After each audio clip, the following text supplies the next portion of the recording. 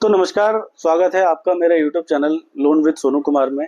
आज इस वीडियो में हम बात करने वाले हैं पर्सनल लोन की। पर्सनल लोन क्या होता है, कौन सा बैंक, कौन सी एनबीएफसी आपको पर्सनल लोन देती है, कौन कौन से डॉक्यूमेंट्स रिक्वायर्ड होते हैं पर्सनल लोन के लिए, क्योंकि सबसे ज़्यादा कन्फ्यूजन यही एक सेगमेंट है। सबसे ईजी लोन है और सबसे ज़्यादा जो कन्फ्यूजन होती है वो लिस्ट ऑफ डॉक्यूमेंट की होती है। कौन कौन से डॉक्यूमेंट हमें चाहिए होते हैं पर्सनल लोन के लिए, और कौन कौन सी प्रोफाइल है जिसको बैंक पर्सनल लोन के लिए एलिजिबल मानता है।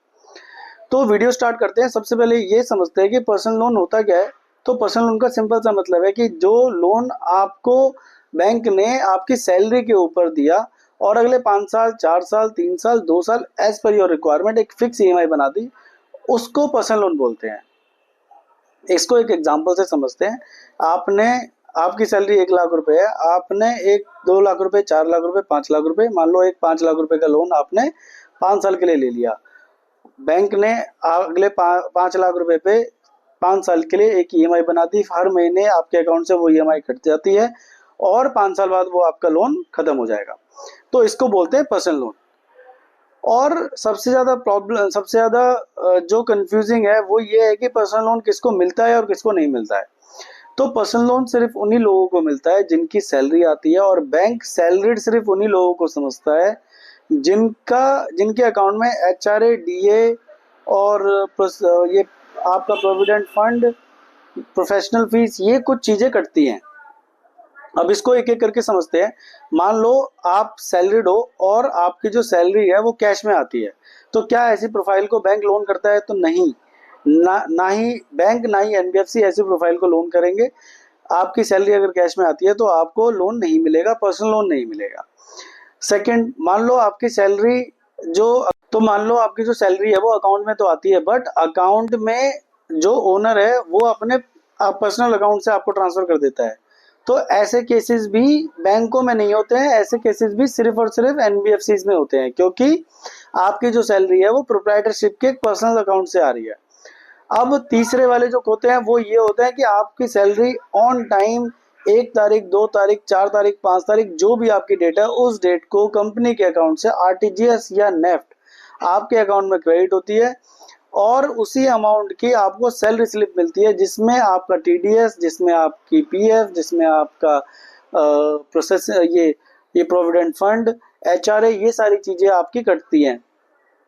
तो ऐसी ही सैलरी को बैंक लोन देने के लिए एलिजिबल मानता है। अब बात करते हैं कि मान लो आप जिस कंपनी में हो उस कंपनी को कितना लोन करेंगे, कैसे करेंगे, तो ये कैसे डिसाइड होता है। तो बैंकों ने क्या करा हुआ है, जितने भी जो भी कंपनीज हैं इंडिया में उनको 4 से 5 कैटेगरी में डिवाइड करा हुआ है। Category A, category B, category C, category D, category E. अब मान लो बहुत अच्छी कंपनी है, उसकी मार्केट कैपिटलाइजेशन बहुत अच्छी है, जैसे कि एशियन पेंट। तो एशियन पेंट जो है वो कैटेगरी ए में आएगा।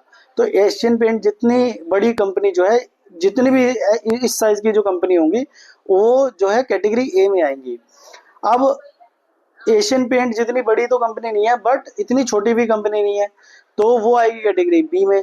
अब कैटेगरी बी से जो थोड़ी सी छोटी कंपनी होगी वो सी में आएगी, उससे छोटी कंपनी जो डी में आएगी, और उससे छोटी जो कंपनी है वो ई में आएगी। अब क्या होता है कि कंपनी जो बैंक है और एनबीएफसी है वो जो रेट ऑफ इंटरेस्ट है जो बैंक आपसे चार्ज करता है वो भी कैटेगरी पे डिपेंड करता है कि आप कैटेगरी ए में काम करते हो, बी में काम करते हो, सी में करते हो, डी में करते हो, ई में करते हो।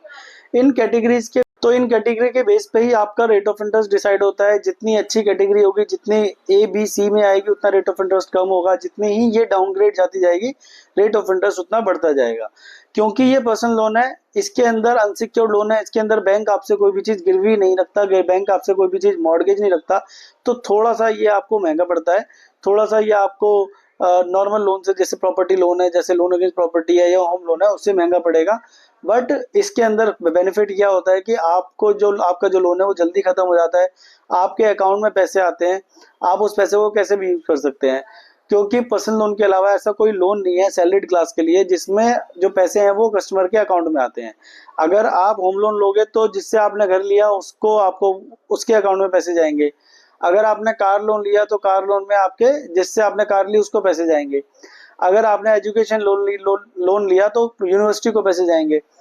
तो अगर तो ये एक सिंगल ऐसा लोन है जिसमें आप अपनी सैलरी के बेस पे एक लोन लेते हो और वो पैसा आपके अकाउंट में आता है और उसको कैसे भी आप यूज कर सकते हो।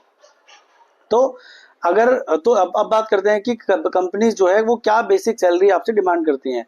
तो एक 40,000 के आसपास की सैलरी कंपनियां आपसे डिमांड करती हैं कि अगर आपकी सैलरी 40 से 1,000 रुपए है तो आप बैंक या एनबीएफसी से लोन ले सकते हो, पर्सनल लोन ले सकते हो।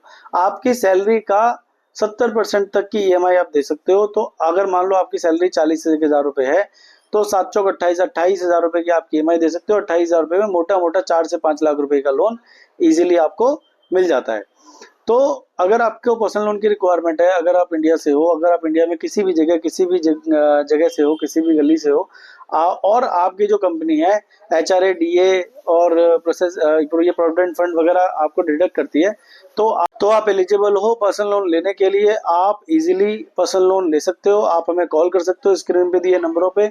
हमें कुछ बेसिक डॉक्यूमेंट चाहिए होते हैं जैसे कि 3 महीने की सैलरी स्लिप, पैन कार्ड, आधार कार्ड, आपके 1 साल के बैंक स्टेटमेंट, फॉर्म 16। ये कुछ बेसिक डॉक्यूमेंट है जो हमें पर्सनल लोन कराने के लिए रिक्वायर्ड होते हैं। आप ये डॉक्यूमेंट अरेंज करिए, आप हमें कॉल करिए, हम आपको लोन करा के देंगे। आप जिस भी जगह से हैं उसी जगह से आपको लोन करा के देंगे। पूरा प्रोसेस ऑनलाइन है, लॉग इन से लेकर डिस्बर्सल तक सब ऑनलाइन होता है। बहुत बहुत धन्यवाद।